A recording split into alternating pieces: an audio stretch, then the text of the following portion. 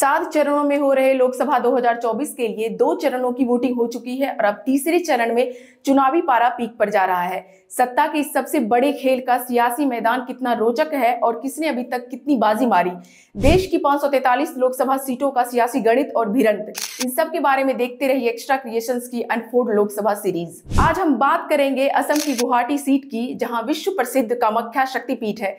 इस सीट पर बीजेपी ने बिजुली कालिता मेधी को उतारा है, जिन्हें कांग्रेस की मीरा बरठाकुर गोस्वामी चुनौती दे रही हैं। अब जान लेते हैं इस राज्य के वर्तमान चुनावी समीकरण को। असम में 19 अप्रैल, 26 अप्रैल और 7 मई को वोटिंग है, जिसके नतीजे 4 जून को आ रहे हैं। एनडीए गठबंधन में भारतीय जनता पार्टी, असम गण परिषद और यूनाइटेड पीपुल्स पार्टी लिबरल शामिल है। वहीं इंडिया गठबंधन में कांग्रेस और असम जातीय परिषद चुनौती दे रही है। एआईयूडीएफ, बीपीएफ, एआईटीसी, आप, सीपीएम और सीपीआई जैसे अन्य दल वोटों में सेंधमारी के लिए सियासी मैदान में किस्मत आजमा रहे हैं। असम में बीजेपी लीडर सर्बानंद सोनोवाल कमान संभाले हुए हैं, तो वहीं कांग्रेस के गौरव गोगोई अपनी पार्टी को जिताने के लिए हर पैतरा आजमा रहे हैं। नॉर्थ ईस्ट में बीजेपी के चाणक्य और असम के CM Himanta Biswa Sharma fire brand नेता के रूप में पहले से ही लोकप्रिय हैं। अब बारी है इस लोकसभा सीट के इतिहास को जान लेने की। कब और कौन शख्स इस लोकसभा सीट से आम से खास बना और किसके बीच द्वंद्व देखा गया। 1952 के पहले चुनाव में कांग्रेस की रोहिणी कुमार चौधरी सांसद बने, तो 1956 के उपचुनाव में देवेंद्र नाथ शर्मा सांसद बने। 1957 और 1962 में प्रजा सोशलिस्ट पार्टी के टिकट पर हेम बरुआ लोकसभा में पहुंचे। 1967 में हवा की रुख बदला तो सीपीआई के धीरेश्वर कालिता सांसद बने। 1971 में कांग्रेस दिनेश गोस्वामी, तो 1977 में जनता पार्टी की रेणुका देवी सांसद बनी। 1985 में दिनेश गोस्वामी दूसरी बार सांसद बने, लेकिन इस बार निर्दलीय जीतकर।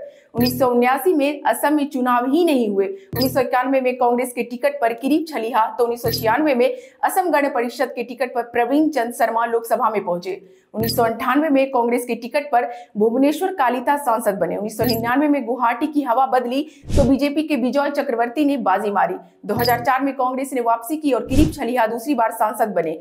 2009 में सियासी मिजाज बदला तो विजय चक्रवर्ती बीजेपी में शामिल हो गए और 2009 और 2014 में लोकसभा में चुनकर पहुंचे। 2019 में क्वीन ऊजा बीजेपी के टिकट पर सांसद बनी।